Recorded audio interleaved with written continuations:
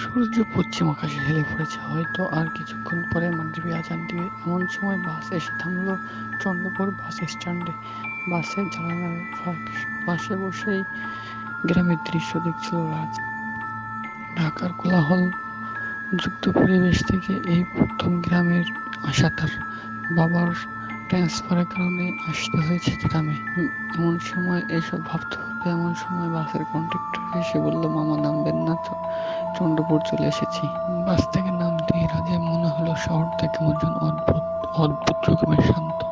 এসব ভাবতে ভাবতেই হঠাৎ করে এক পাগল তার সামনে এসে বলল, তুই এসেছিস, এখন সবাই মুক্ত। রাজ কিছুটা ঘাবড়ে গিয়ে বলল, এই কে কে আপনি, এসব কি বলছেন?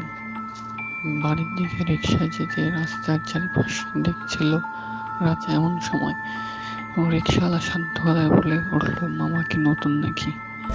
রাজ বলল, জি। চাকরি করেন না পড়ালেখা? জি, চন্দ্রপুর কলেজে ভর্তি হয়েছে। রিকশাওয়ালা কিছুক্ষণ চুপ করে থেকে বলল, ও তাই বলি, তাহলে মামা আচ্ছা, চন্দ্রপুর কলেজে যেহেতু ভর্তি হয়েছেন তার পাশে জ্যোৎস্না মহল থেকে একটু সাবধান। রাজ বলে উঠল, কেন ভূত আছে নাকি?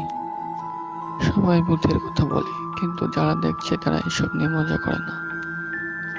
রিকশাওয়ালা আঙুল দিয়ে দেখালো দূরে গাছপালার ছায়ায় একটা বিশাল বাড়ি দেখা যাচ্ছে, ওটাই জ্যোৎস্না মহল।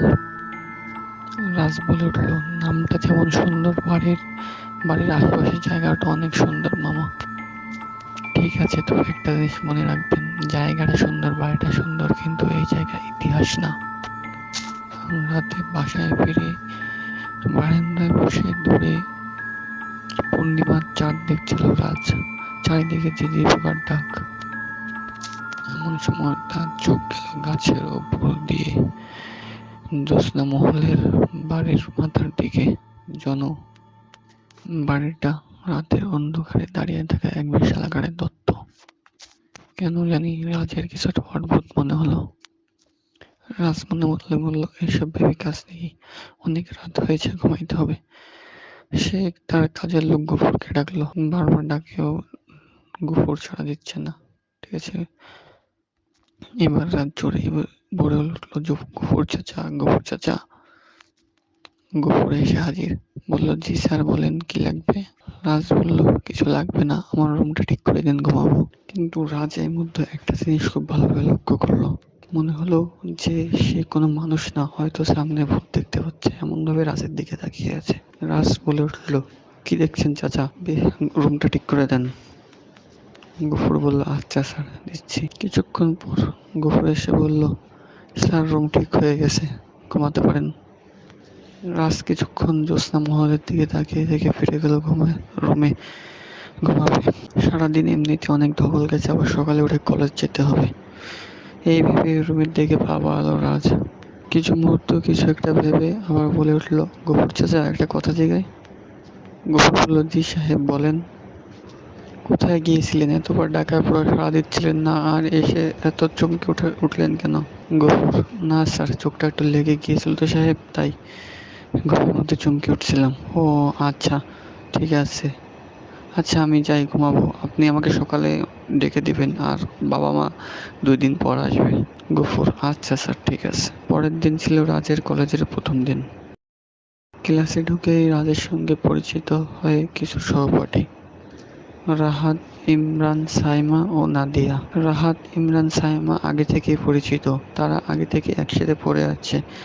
রাজ নতুন, তাই সবাই একসাথে বসে আড্ডা দিচ্ছে। হঠাৎ নাদিয়াকে দেখে রাজের চোখ আটকে গেল।